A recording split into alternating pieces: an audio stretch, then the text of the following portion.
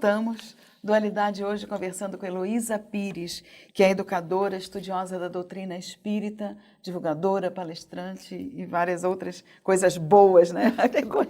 No lado da Mas gente. olha, o meu referencial são Maria Teresa de Calcutá, Irmã Dulce, Maria Aparecida de Uberaba. Nossa, é lá que nós temos que chegar. É verdade. Heloísa, tem umas perguntas aqui do pessoal de fora. Pode ser? Claro, muito bom. Olha, Otávio Viana, de Montes Claros, Minas Gerais, está perguntando assim para você.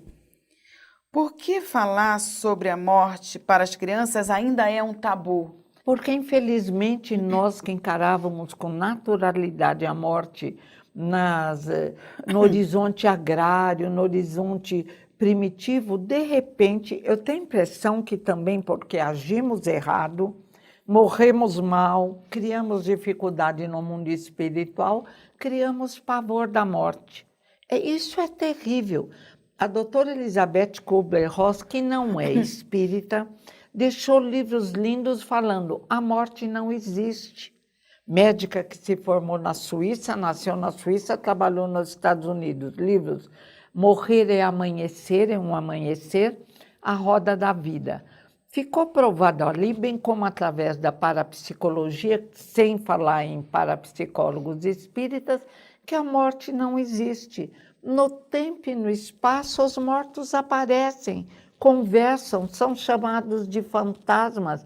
Criamos um medo absurdo da morte, incapazes de compreender que é apenas uma mudança de dimensão, mas uma dimensão que está unida à nossa, que nos encontramos durante o sono telepaticamente em qualquer instante da nossa vida. Temos que educar. O pai tem um livro, Educação para a Morte. Que ótimo. Então você acha que desde criança Desde pequeno. já deve se conversar sim? Morre um peixinho, É. morre um cachorrinho. Olha, querido, quando é criança usa uma linguagem de acordo. Foi para o céu. Olha onde está vovó, onde está vovô. Pronto, ilumina, desfaz aquele horror de Sim. solidão, do escuro, de perseguição, do inferno, Que não existe. de caldeirões ferventes, pelo amor de Deus. É verdade. E tem a Ciane Borja, de Manaus. Sabemos que nascemos e que pela lei natural iremos morrer, desencarnar. Mas o que faz com que tenhamos tanta dificuldade para enxergar a morte como um processo natural da vida? É alguma coisa já própria do ser humano que dá essa dificuldade? É o instinto de conservação. Mas se muitas vezes entre os druidas nas Galhas não tínhamos medo da morte porque os sacerdotes educavam os celtas para compreenderem que a morte não existe, eles morriam na batalha com os olhos abertos encarando os inimigos. Eram considerados bruxos pelos romanos que tentaram exterminá-los. Se bem educados paramos de temer a morte, o que falta é educação. É mais conversa mesmo. É, conversa, casos, analisar, contar para as crianças casos de espíritos felizes encontrados no seu inferno. E a reencarnação liberta do medo da morte também. Muda de corpo físico, o corpo está desgastado, vamos para o plano espiritual para voltarmos num novo corpo físico, se utilizarmos bem o velho, melhor do que o velho. Você acha que as crianças e os jovens hoje, Heloísa, já têm essa visão melhorada?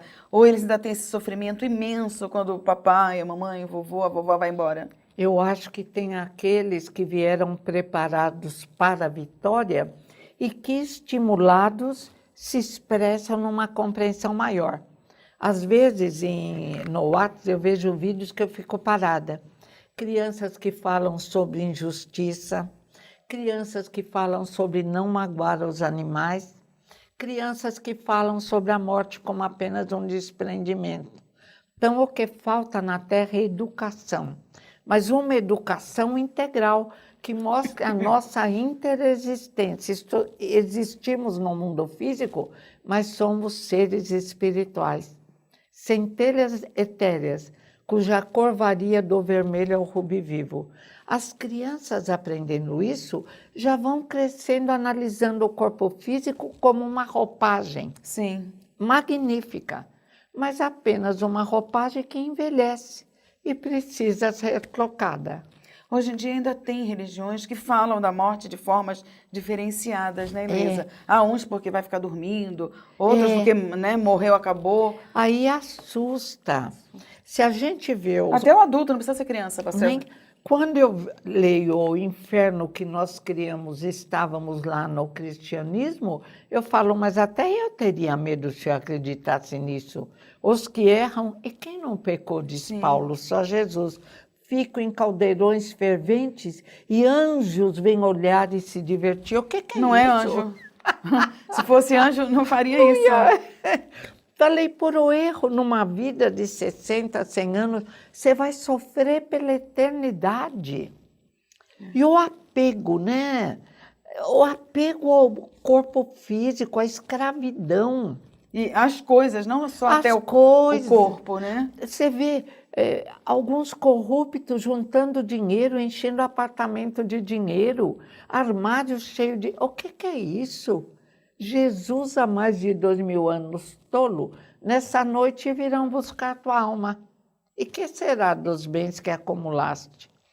Heloísa, essas coisas de morte, desencarne em massa que está acontecendo ultimamente, né, principalmente no Brasil e em algumas partes específicas do mundo, isso daí já é uma forma de aprendizado, é uma necessidade do planeta que está se transformando, que está evoluindo. Como é que a gente coloca isso? É uma dilatação de visão, é um lembrar-se que estamos na terra de passagem, que é uma escola. E a morte não é castigo, é fato natural. Por que encara a morte como castigo? Sócrates também já diz, quando falaram, e a mulher dele chorando, a Xantipa, você foi condenado à morte. Ele falou, mas todos já nascemos condenados. Então, criamos a morte até com uma figura toda vestida de negro, com não sei como chama aquele instrumento para matar. E assustamos as crianças. Que absurdo! Somos responsáveis para desmistificar a morte. Então, por isso, a importância de se ter um mínimo de conhecimento do Espiritismo? Eu acho. Todas as religiões são boas, todos os atalhos conduzem a Deus. Mas o Consolador prometido como ressurreição do cristianismo fica focado não em Jesus, o corpo físico na cruz, mas na ressurreição de Jesus. Lindo, brilhante, Paulo de Tarso completa. Se Jesus ressuscitou, todos nós ressuscitamos. Damos ênfase à ressurreição. Semeia-se o corpo animal, ressuscita o corpo espiritual. Mas temos que explicar. E a ciência hoje já faz isso, a parapsicologia. Mas tem que colocar nas escolas, em toda parte. Heloísa, e aquelas pessoas que não acreditam na reencarnação? É uma dor. Um sofrimento maior. É um sofrimento maior.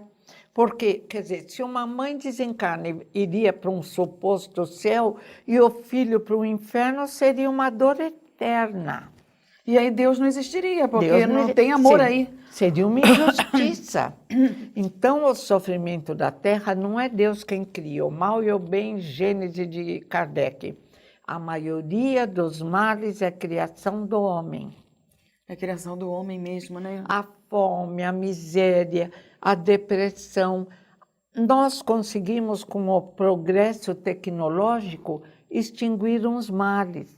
Acabamos com algumas doenças, mas por nossa ignorância criamos outros males e trazemos de volta a doença já, a sífilis, o sarampo, tá voltando a febre tudo, amarela. Né? Tá voltando. Esse desequilíbrio mental propicia um desequilíbrio no ambiente espiritual da Terra.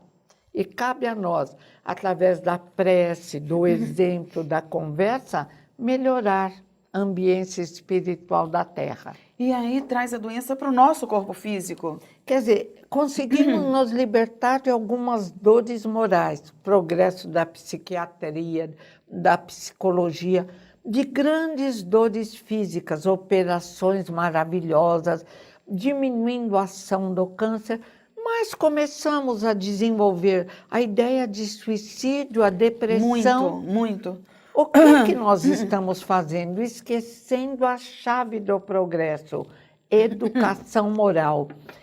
Realmente nos expressarmos como uma civilização, disciplina, extinção do orgulho e do egoísmo, amar ao próximo como a nós mesmos e não utilizarmos o nosso corpo físico como ratinhos de laboratório, que tem um botãozinho que dá prazer, aperta o botãozinho até morrer. É verdade. O corpo físico não é um divertimento, é para a união entre um homem e uma mulher, possibilitando a vida de reencarnantes. É para a utilização, libertando e diminuindo a dor do próximo. Tentamos criar a festa do mundo e não existe isso. Viver é se educar, é responsabilidade, é criar uma felicidade a longo prazo. Luísa, querida, nós agradecemos muito a sua participação Eu mais que uma vez agradeço. na Dualidade, que você seja assim muito envolvida por esse plano superior aí, iluminado, que te ilumina para trazer essa luz toda para a gente. E você que continue também a divulgar o Espiritismo, a espalhar suas luzes, estamos aqui para trabalhar, né? Não para reclamar, nem para chorar quando não existe motivo. Viver ou morrer são ciclos naturais. Obrigada, querida. Até uma próxima oportunidade. Nós também agradecemos a sua companhia e esperamos que fique conosco aqui assistindo o Dualidade e outros programas Dualidade também. Você vai lá no www.tvmundomaior.com.br/dualidade e você vai estar juntinho com a gente. Dúvidas, sugestões, críticas, você manda um e-mail para a gente, dualidade@feal.com.br. E para interagir é pelo Facebook, facebook.com/TV Mundo Maior. Eu agradeço muito, mais uma vez, a sua companhia conosco e te esperamos no próximo Dualidade. Até lá!